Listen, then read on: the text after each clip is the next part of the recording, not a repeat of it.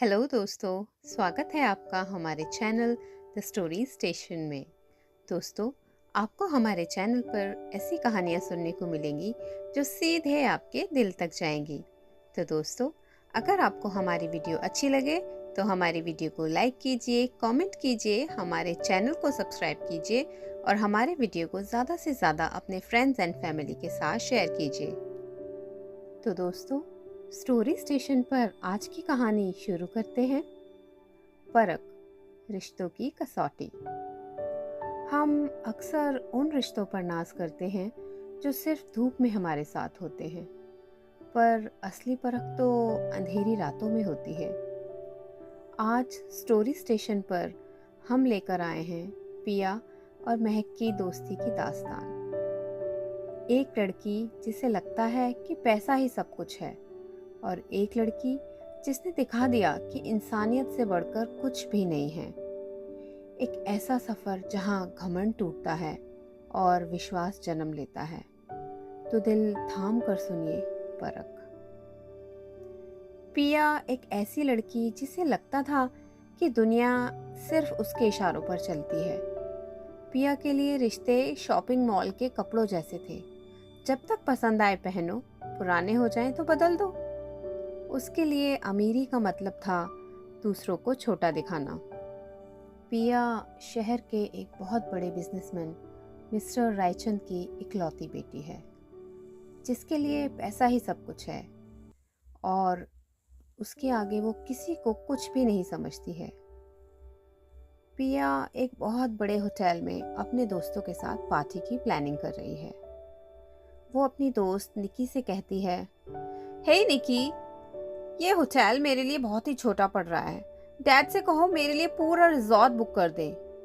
और रोहन, सुनो, तुमने उस दिन उस वेटर से माफी क्यों मांगी थी? मेरे दोस्त होकर इतने कमजोर मत बनो। पैसा फेंको, तमाशा देखो। तो रोहन हंसते हुए कहता है, सही कहा यार पिया, इस शहर में रायचंद की बेटी के आगे किसका सर नहीं झुकेगा। पर उस रात किस्मत ने उनका सर झुकाने की पूरी तैयारी कर ली थी। बारिश बहुत तेज हो रही थी। पिया की स्पोर्ट्स कार बहुत तेज रफ्तार में हाईवे पर दौड़ रही थी। पिया अपने दोस्तों से कहती है, हे गाइस, वॉच दिस, 180 की स्पीड और ये म्यूजिक, लाइफ इज परफेक्ट। और तभी एक जोरदार धमाका हुआ, टायर्स के घिसने की आवाज और फिर एकदम सन्नाटा। गाड़ी पलट चुकी थी, धुआं उठ रहा था और पिया का सर स्टीयरिंग पर था। खून बह रहा था। रोहन और निकी कार से बाहर निकले। उन्हें हल्की चोटें आई थीं। निकी कांपती हुई आवाज में रोहन से कहती है, रोहन, ये तो मर जाएगी। अगर हम यहाँ रहे तो पुलिस केस होगा। हमारे पेरेंट्स तो हमें घर से ही निकाल देंगे। रोहन पिया से कहता है, पिया, पिया सुनो, पिया सुन रही हो ना? तुम्हें मेरी आवाज आ रही है? निकी, ये बहुत जख्मी है, भागो यहाँ से। हमने इसे नहीं देखा, हम पीछे वाली गाड़ी में थे, बस तुम ये याद रखना। वो दोस्त जिन पर पिया ने करोड़ों लुटाए थे, उसे सड़क पर तड़पता हुआ छोड़कर अंधेरे में गायब हो गए कि तभी एक पुरानी सी स्कूटी पर एक लड़की गुजरी, महक। उसने पिया को जख्मी हालत में वहां पर देखा तो उसने जल्दी से एम्बुलेंस को कॉल किया और उसे नज़दीक के एक हॉस्पिटल में लेकर गई। वहां डॉक्टर ने उसका ट्रीटमेंट स्टार्ट किया और फिर कुछ देर बाद पिया को होश आया। पिया होश में आते ही अपने डैड मिस्टर रायचंद को ढूंढती है और आधी बेहोशी की हालत में ही वो कहती है, डैड, डैड, रोहन, कहाँ है सब लोग? ये गंदी सी जगह क्या है? मुझे प्राइवेट सूट चाहिए। तभी महक पास बैठते हुए उससे कहती है, शांत हो जाइए, आपको होश आ गया, यही बड़ी बात है। आपके दोस्त तो नहीं मिले, पर आपका फोन टूट गया था, इसीलिए मैं किसी को कोई खबर नहीं दे पाई हूँ। तो पिया बहुत नफरत से कहती है, तुम कौन हो और तुम्हारे कपड़े इतने यक। तुम्हें पता है मेरा एक दिन का खर्चा तुम्हारी साल भर की कमाई से ज्यादा है। तो महक मुस्कुराते हुए कहती है, शायद, पर आज आपकी कमाई आपके काम नहीं आई।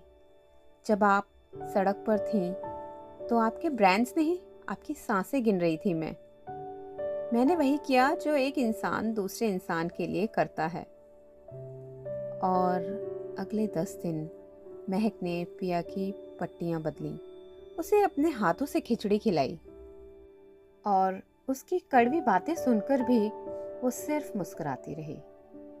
पिया ने देखा कि महक के पास रहने के लिए एक छोटा सा कमरा है, पर वहाँ पर बहुत सुकून की नींद आती है उसे। अब पिया धीरे धीरे ठीक हो रही है और अब वो चलने लायक है। वो महक के साथ हॉस्पिटल के पार्क में बैठी है। तभी पिया महक से कहती है, महक, मुझे एक बात समझ नहीं आई। मेरे दोस्तों के पास सब कुछ था, फिर भी वो भाग गए, और तुम्हारे पास कुछ भी नहीं है, पर फिर भी तुम नहीं गई, ऐसा क्यों? तो महक एक गहरी सांस लेते हुए कहती है, पिया, अमीरी 2 तरह की होती है, एक जो तिजोरी में होती है और एक जो आपके कैरेक्टर में होती है।